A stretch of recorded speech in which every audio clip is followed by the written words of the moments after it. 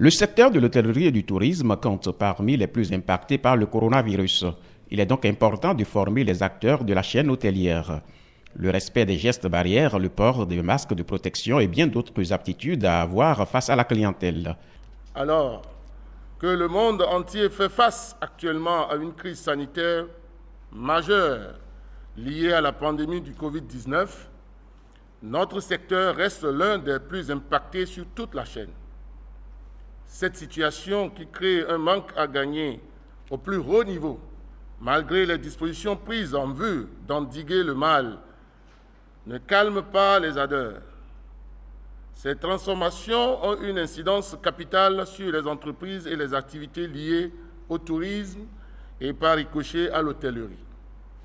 Pour ces raisons, le secteur hôtelier mérite d'être placé au centre de recherche pluridisciplinaire permettant des regards croisés et des approches comparées. C'est donc dans le but, d'une part, de limiter la propagation de cette pandémie dans les réceptifs hôteliers et de proposer, d'autre part, des mesures idoines en vue d'une relance effective des activités que cette formation a été élaborée.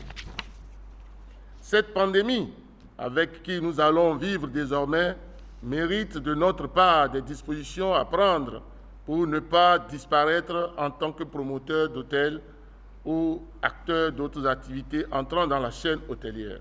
Une formation qui, à coup sûr, va apporter un plus dans la gestion de nos complexes hôteliers.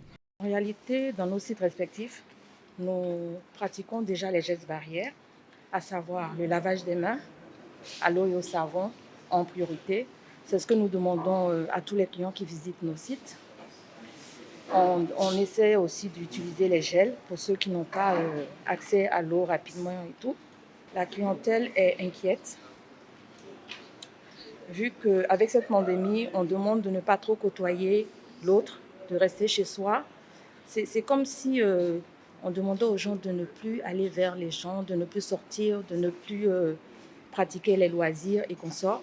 Et quand on parle de loisirs, le premier secteur qui est impacté, c'est forcément le tourisme et l'hôtellerie. Bien d'autres formations sont prévues toujours dans le cadre de la lutte contre le coronavirus dans le secteur hôtelier.